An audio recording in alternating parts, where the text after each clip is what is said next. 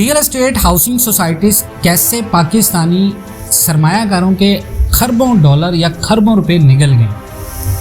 ये सवाल हर उस बंदे के जहन में आता है जो या तो प्रॉपर्टी में नुकसान उठा चुका है और या फिर अभी रियल एस्टेट में सरमायाकारी नुकसान की जद में पिस रहा है। पाकिस्तान एंड वर्ल्ड टीवी की वीडियोस में खुशामदीद। नाजरीन, रियल एस्टेट हाउसिंग सोसाइटीज़ खरबों कैसे रुपए निकल गई, इसकी बहुत सारी वजूहात मिलती हैं आपको पाकिस्तान के अंदर। सबसे पहली वजह हम डिस्कस करें, जो लॉजिकल रीजंस हैं, वो ये है कि पाकिस्तानी अवाम इन्वेस्टमेंट में समझदार नहीं थे। यानी जब स्टार्ट में ये ट्रेंड चला पाकिस्तान के अंदर, डिफेंस के बाद बहरिया टाउन रावलपिंडी से ये आगाज़ हुआ और बहरिया टाउन रावलपिंडी से आगाज़ होते हुए आज लाहौर, रावलपिंडी, इस्लामाबाद, कराची के हर शहर में सोसाइटियों के जाल हैं और सोसाइटियों के आपको ट्रेंड नज़र आते हैं। पाकिस्तान के न्यूज़ अखबार, टीवी चैनल्स, यहाँ तक के सोशल मीडिया प्लेटफॉर्म के ऊपर आपको हज़ारों ऐसी एडवर्टीज़मेंट मिलेंगी जहाँ पर लोगों को सस्ते प्लॉट के दावे नज़र आते हैं। और यही वजह है कि पाकिस्तानी अवाम के पास जब समझदारी नहीं थी, लोगों को प्रॉपर्टी लॉस का नहीं पता था, लोगों को प्रॉपर्टी डॉक्यूमेंटेशन का नहीं पता था, तो लोगों को प्रॉपर्टी के अंदर नुकसान हुआ और पाकिस्तानी अवाम इन्वेस्टमेंट में ना समझदार रहे और उसका नतीजा ये हुआ कि प्राइवेट बिल्डर्स ने लोगों की इन्वेस्टमेंट का फ़ायदा उठाते हुए खरबों डॉलर्स की फॉर्च्यून्स बनाई। आज पाकिस्तान के बड़े बड़े डेवलपर्स को आप देखें तो उनके फॉरेन इन्वेस्टर्स हैं। अब पाकिस्तान के बड़े बड़े डेवलपर्स को देखें तो उनकी फॉरेन इन्वेस्टमेंट है। आपको लंदन में फ्लैट नज़र आते हैं, आपको लोगों की दुबई में प्रॉपर्टीज़ नज़र आती हैं। आपको ताज्जुब होता है कि कल तक पाकिस्तान के अंदर पोलाइट सस्ते प्लॉट ऑफर करने वाला बंदा आज खुद की रियल एस्टेट को छोड़ के दुबई की रियल एस्टेट में इन्वेस्टमेंट करा है। डेट मीन्स के पाकिस्तानी अवाम ने इन्वेस्टमेंट समझदारी से नहीं की। उसके बाद देखें, हमारे यहाँ किसी भी रियल एस्टेट में ना तो लोग उस डेवलपर की पूरी प्रोफाइल देखते हैं, इवन डैट के बहुत सारे लोग वहाँ पर प्लॉट ले लेते हैं जहाँ पर उनको नहीं पता होता। तो लोग बड़ी बड़ी सड़कें देखने के आदी नहीं थे पाकिस्तान के अंदर। जब आपने शुरू से टूटी फूटी सड़कें देखी हों और एकदम से आपको बड़ी बड़ी सड़कों वाली सोसाइटी नज़र आए तो आपका जो माइंड होता है वो बिल्कुल बाउंड हो जाता है और आप ड्रीम करते हैं कि शायद ऐसी जगह पर आपका घर बने। और लेकिन उसके पीछे क्या रीजंस होती हैं, उसके पीछे क्या प्रोज एंड कॉन्स होते हैं, ये बहुत सारे लोगों को नहीं पता होता। उसके बाद जनाब, बड़े बड़े पार्क्स ने लोगों को मतवज्जो किया है। किसी भी बड़ी बड़ी सोसाइटी में, बड़े बड़े मंसूबों में आपको पाकिस्तान के अंदर ऐसे ऐसे शाहकार मिलते हैं कि आप हैरान हो जाते हैं कि पाकिस्तान का जो इंफ्रास्ट्रक्चर है सोसाइटीज़ का, वो डेफिनेटली पाकिस्तान के इंफ्रास्ट्रक्चर को मैच नहीं करता। और जितने भी बड़े बड़े इन्वेस्टर पाकिस्तान के अंदर मौजूद हैं, वो लोगों की इस साइको से खेलते हुए ऐसे ऐसे पार्क्स और ऐसी ऐसी सहूलियात बनाते हैं कि लोगों को समझ नहीं आता और लोग बेदरेग उसके ऊपर इन्वेस्टमेंट करते हैं और लोग नुकसान उठाते हैं। नाज़रीन, पाकिस्तान का जितना भी मिडिल क्लास तबका है वो इंस्टॉलमेंट के चक्कर को समझ नहीं पाता। इंस्टॉलमेंट के ऊपर बड़ी बड़ी सोसाइटीज़ ने प्लॉट ऑफ़र किए। डेवलपर्स को इस बात का पता था कि जो पाकिस्तान का मिडिल क्लास तबका है वो कैश वैल्यू अफोर्ड नहीं कर सकता।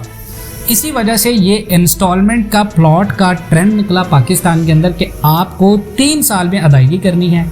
आपको एक छोटा सा टुकड़ा फाइल का दिया जाता है कि ये आपका प्लॉट है, इसकी आपने थोड़ी सी रकम दे के मलकियत हासिल करनी है।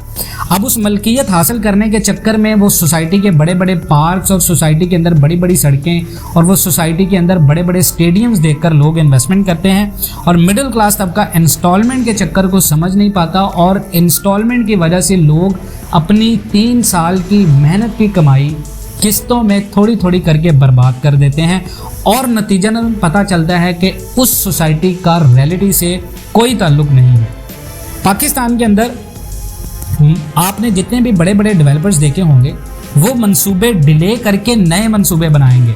यानी कि कोई भी बड़ा मंसूबा चाहे लाहौर, रावलपिंडी, कराची, इस्लामाबाद या पाकिस्तान के किसी भी शहर में या गवादर में लॉन्च हुआ, उस मंसूबे को नामुकम्मल होने के अभी वो मुकम्मल होने तक आता है। यानी 1 साल मंसूबा लॉन्च होता है, दूसरे साल तक पाकिस्तान के अंदर एक नया मंसूबा लॉन्च हो जाता है और उस मंसूबे के लॉन्च होने की वजह से लोग दूसरे मंसूबे में इन्वेस्टमेंट शुरू करना देते हैं।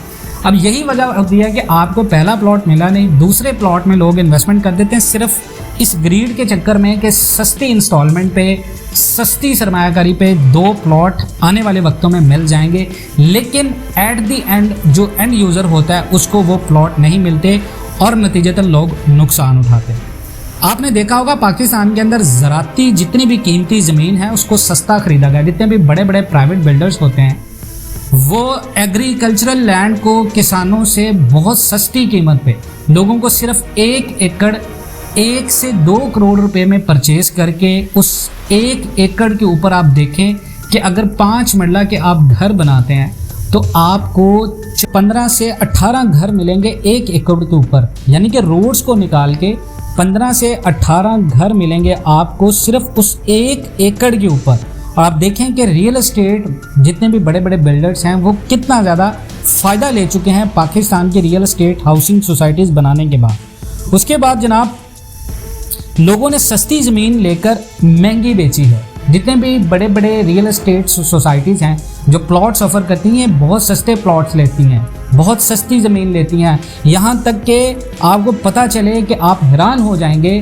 कि सिर्फ 25 से 30 लाख रुपए में एक एकड़ में 8 कैनाल का रकबा होता है पाकिस्तान के अंदर नॉर्मली। और 8 कैनाल के रकबे के ऊपर अगर 15 से 18 घर बनते हैं तो 5 मरला के, तो 5 मरला में रियल एस्टेट हाउसिंग सोसाइटीज़ कितना ज़्यादा फ़ायदा ले रही हैं। उसके बाद जनाब देखें मिडिल क्लास का पैसा दबाकर स्ट्रॉन्ग कनेक्शन से पाकिस्तान की बड़ी बड़ी रियल एस्टेट हाउसिंग सोसाइटीज़ जहाँ पर लोगों के साथ स्कैम्स हुए हैं, बड़े बड़े प्रॉपर्टी माफिया या बड़े बड़े डीलर्स ने, वहाँ पर देखिए रियल एस्टेट कोई बुरा बिजनेस नहीं है। I am not talking about that के पाकिस्तान के रियल एस्टेट बिजनेस अच्छा नहीं है। रियल एस्टेट में बहुत ज़्यादा पोटेंशियल है, पाकिस्तान को बहुत ज़्यादा फ़ायदा हुआ है, रियल एस्टेट से फ़ायदा हो सकता है, लेकिन इसको अगर प्रॉपर प्रोफेशनल वे से किया जाए। देखें रियल एस्टेट माफियाज़ ने क्या किया है कि मिडिल क्लास बंदे जिसने इन्वेस्टमेंट की है, जो एंड यूज़र है, जो छोटा यूज़र होता है वो हमेशा एंड यूज़र होता है, और एंड यूज़र को जब तक आपकी रियल एस्टेट में फ़ायदा नहीं होगा, आपकी रियल एस्टेट का कोई फ़ायदा नहीं है पाकिस्तान के अंदर। एंड यूज़र ने 3 साल अगर किस्तें अदा की हैं, 3 साल के बाद अगर उसको घर नहीं मिला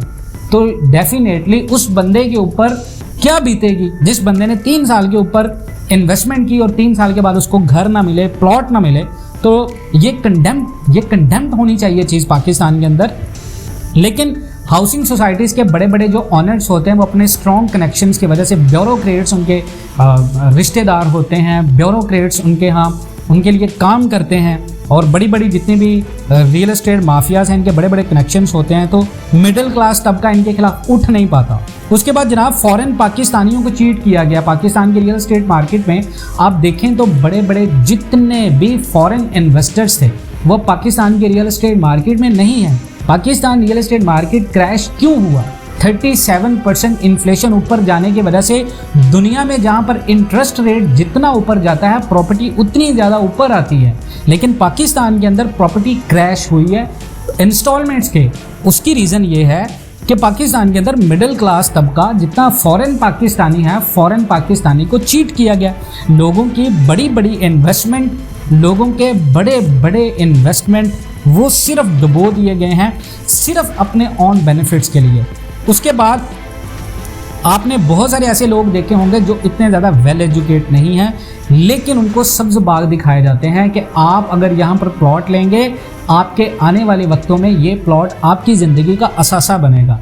लेकिन वो ये बात तब नहीं जानते कि आने वाले दौर में ये प्लॉट उनके गले की हड्डी बनेगा। तो डेफिनेटली पाकिस्तान के रियल एस्टेट मार्केट में जितने स्कैम्स हुए हैं मिडिल क्लास तबके के साथ, अनपढ़ लोगों के साथ, वो इसी वजह से हुए हैं।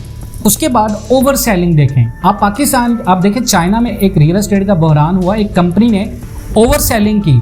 ओवर सेलिंग का नुकसान ये हुआ कि उस कंपनी के जितने भी शेयर्स थे वो तमाम तर जब्त किए गए, और पाकिस्तान के अंदर भी वही कल्चर हुआ। पाकिस्तान के अंदर रियल एस्टेट में ओवर सेलिंग की गई। जहाँ पर 3000 प्लॉट था वहाँ पर 20-25 हज़ार पे लोगों को 3 से 4 टाइम पे प्लॉट सेल किए गए।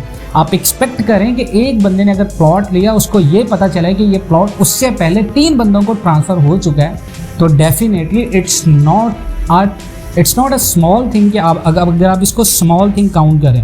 उसके बाद नॉन अप्रूव्ड का जो चक्कर है पाकिस्तान के अंदर, पहली बात तो ये कि पाकिस्तान के अंदर रियल एस्टेट हाउसिंग सोसाइटीज़ बनने से पहले जो एनओसी स्टेटस है वो लोगों को चेक करना चाहिए कि आया मैं जहाँ पर इन्वेस्टमेंट कर रहा हूँ क्या ये सोसाइटी एनओसी अप्रूव्ड है, क्या ये सोसाइटी फ्रीक्वेंटली वो तमाम तर जितने भी असूलो ज़वाबत कवानीन हैं पाकिस्तान के उनको फॉलो करती है।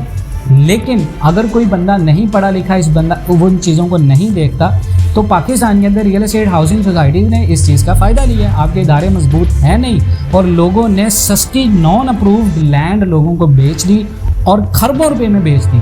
और आज हाल देखें कि पाकिस्तान की रियल एस्टेट मार्केट क्रैश है, बायर्स है नहीं, इंटरेस्ट है नहीं, फॉरेन इन्वेस्टमेंट है नहीं और पाकिस्तान की प्रॉपर्टी मार्केट बिल्कुल ज़ीरो पे आ गई। So these are the logical reasons. इन तमाम तर चीज़ों के ऊपर जब तक काम नहीं होगा पाकिस्तान का रियल एस्टेट तबका कभी ऊपर नहीं आएगा। तो रियल एस्टेट तबके की बेहतरी के लिए रियल एस्टेट जितनी भी नॉन अप्रूव्ड हाउसिंग सोसाइटीज़ हैं, जिन लोगों की वहाँ पर इन्वेस्टमेंट है, उन लोगों को कंपनसेट करने के बाद ऐसी सोसाइटीज़ के ऊपर टैग लगना चाहिए नॉन अप्रूव्ड का, ताकि लोगों को पता हो कि जहाँ पर इन्वेस्टमेंट कर रहे हैं ये इन्वेस्टमेंट आने वाले वक्तों में कितना कैपिटल गेन दे सकती है। नाज़रीन, अगर आप इन तमाम बातों से इत्तफाक करते हैं, पाकिस्तान एंड वर्ल्ड टीवी पर नए हैं, कमेंट सेक्शन में अपनी कीमती राय का इजहार ज़रूर कीजिएगा। मिलते हैं नेक्स्ट वीडियोज़ में, तब तक के लिए अल्लाह हाफ़िज़।